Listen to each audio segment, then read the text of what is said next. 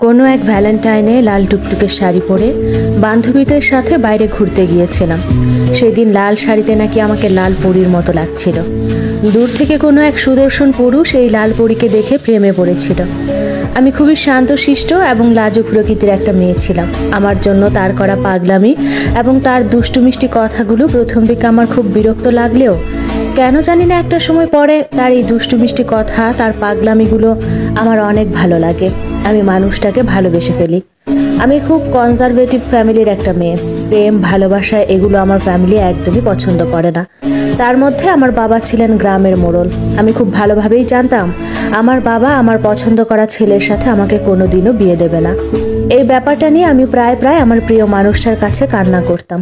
সে শুধু আমাকে বলতো, চলে আসো না, একটাবার বিশ্বাস করে আমার হাতটা ধরো, তোমাকে আমি আমার মনের রাজ্যের রানী বানিয়ে রাখবো। গোপন থাকলো না আমার সম্পর্কের কথা। বাবা মা আমার পুরো ফ্যামিলি জেনে গেল। খুব খারাপ ব্যবহার করেছিল বাবা সেদিন আমার সাথে। মাকে অনেক বকাবকি করেছিল। এক পর্যায়ে বাবা আমাকে বলেই দেয়, সেই ছেলেকে আমি বিয়ে করলে আমাকে কোনো দিনও মেনে নেবে না। সকল রকম যোগাযোগ আমি বন্ধ করে দিই তার সাথে। কিন্তু সে আমাকে পাগলের মতো খোঁজাখুঁজি শুরু করে। একটা সময় পরে আমি আর তাকে ছাড়া থাকতে পারিনি। মা বাবা, ভাই বোন, পরিবার সবাইকে ছেড়ে আমি পালিয়ে আমার প্রিয় মানুষের কাছে চলে যাই। আমাকে পেয়ে আমার প্রিয় মানুষের খুশির যেন শেষ ছিল না। আমিও খুশি ছিলাম, কিন্তু বাবা মার জন্য একটু টেনশন হচ্ছিল। আমাদের বিয়ে হয়ে গেল, সংসার হলো, সব কিছু খুব ভালো চলছিল। আমার হাজব্যান্ড শহরে কোনো একটা বাসা ভাড়া নিয়ে থাকতো। আমি প্রথম থেকে তার সেই বাসায় গিয়েই থাকতাম। বলেছিল এখানে কিছুদিন থাকো, তারপর সে আমাকে তার বাসায় নিয়ে যাবে। সে যখন বাহিরে চলে যায় আমার প্রচণ্ড মন খারাপ হয়। একা একা কিছু ভালো লাগতো না। মা বাবার সাথে কথা বলার খুব ইচ্ছে হতো, কিন্তু শুনেছিলাম বাবা বলেছেন আমার জন্য তার বাড়ির দরজা চিরদিনের জন্য বন্ধ হয়ে গেছে। কিছুদিন পর আমার কেন যেন মনে হয় মানুষটা মনে হয় আর আগের মতো নেই। আমাকে আগের মতো কেয়ার করে না। আমি রাগ করলে আমার রাগ ভাঙায় না। আমি মন খারাপ করলে হাজারো কোশ্চেন করে আমাকে আর অস্থির করে না। অভিমান করলে পাশে এসে বসে না। একটা মানুষের হঠাৎ এতটা চেঞ্জ আমাকে মানসিকভাবে অনেক বেশি যন্ত্রণা দিত। প্রায় এসব বিষয় নিয়ে আমাদের প্রচণ্ড ঝগড়া হতো। একটা সময় পরে দেখলাম আমাদের যেদিন ঝগড়া হয় সেদিন সে আর বাসায় ফিরতো না। সারাটা রাত আমি ছটফট করতাম। সে মোবাইল বন্ধ করে কোথায় যেত বা কী করতো কিচ্ছু জানতাম না। একদিন খুব জিদ করলাম আমাকে তার বাসায় নিয়ে যাওয়ার জন্য, তার বাবা মার সাথে কথা বলায় দেওয়ার জন্য। সে কিছুতেই রাজি হলো না। অনেক ঝগড়া হলো। একটা পর্যায়ে সে আমার গায়ে হাত তুলল। আমার বুঝতে বাকি থাকলো না আমি যে মানুষটাকে ভালোবেসে আমার সব ছেড়েছিলাম সেই মানুষটা এখন আর আগের মতো নেই। খুব কান্না করেছিলাম সেদিন আমি। আমার সব কিছু শেষ হয়ে যায়। আমি যেদিন জানতে পেরেছিলাম আমার হাজব্যান্ডের আরও একটা সম্পর্ক আছে, পুরো পৃথিবীটা আমার অচেনা মনে হচ্ছিল। আমার হাজব্যান্ডের আমি পা জড়িয়ে কান্না করেছিলাম। তাকে বারবার বলছিলাম আমি বিশ্বাস করি না, তুমি এমনটা করতে পারো না। আমার পাগলের মতো কান্নাকাটি দেখে সে আমাকে বলে সে ছোট্ট একটা ভুল করে ফেলেছে। সে আমাকে কথা দিয়েছিল সে কখনোই আর এমন করবে না।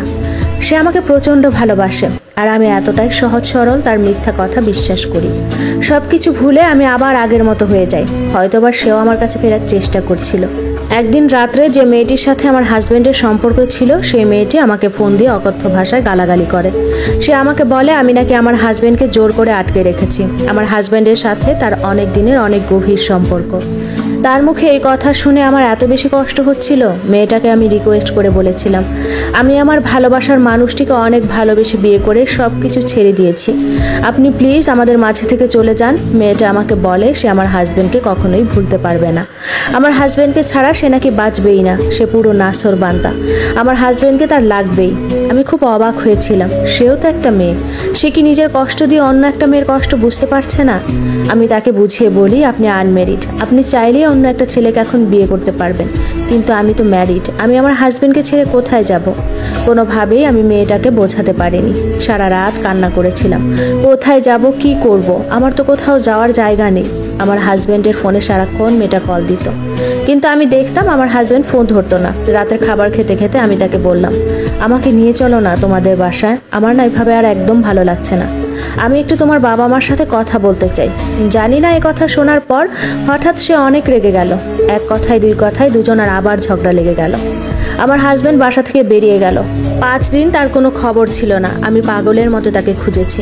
তার ফ্রেন্ড সার্কেল যাদেরকে আমি চিনতাম সবাইকে কল দিয়েছি, কেউ বলতে পারে না সে কোথায়। নামাজে বসে আল্লাহর কাছে খুব কান্নাকাটি করছিলাম। আমি শুধু জানতে চাই আমার মানুষটা কোথায়। বুকটা ভেঙে যাচ্ছিল, বেঁচে আছে তো আমার প্রিয় মানুষটা। কান্না করতে করতেই ঘুমিয়ে যাই। ফোন কলে আমার ঘুম ভাঙে। ফোনটা রিসিভ করতেই সেই মেয়ের কণ্ঠ। সে আমাকে জানায় তারা বিয়ে করে ফেলেছে।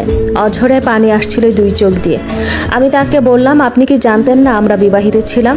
সে আমাকে বলে আমার হাজবেন্ডের পরিবার থেকে নাকি আমাকে স্বীকৃতি দেয়নি। আমি তাকে বললাম, আপনাকে দিয়েছে? সে বলল হ্যাঁ। আমি তাকে রিকোয়েস্ট করে বললাম, আমি 1 মিনিট আমার হাজবেন্ডের সাথে কথা বলতে চাই। মেয়েটি আমাকে জানায় আমার হাজবেন্ড আমার সাথে কথা বলতে চায় না। আমি ফোনটা রেখে কোনো কিছু না ভেবে সব কিছু গুছিয়ে আমার বাবা মার কাছে চলে যাই।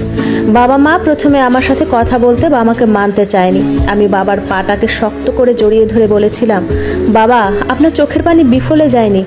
আপনাকে আমি কষ্ট দিয়েছিলাম না? দেখেন আল্লাহ আমাকে শাস্তি দিয়ে দিয়েছে। বাবা তো না মেনে নিয়ে আর কোথায় যাবে? বাবাদের আসলে কোনো উপায় থাকে না।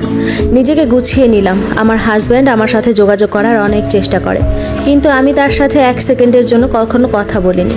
মাঝে মাঝে সে আমাকে স্বামীর অধিকার দেখাতে আসতো। বাবাকে ডেকে বললাম, বাবা আমি কাল কাজী অফিসে যেতে চাই। পৃথিবীতে সবচেয়ে কঠিন কাজ কি জানেন? নিজের হাতে নিজের স্বামীকে ডিভোর্স দেওয়া।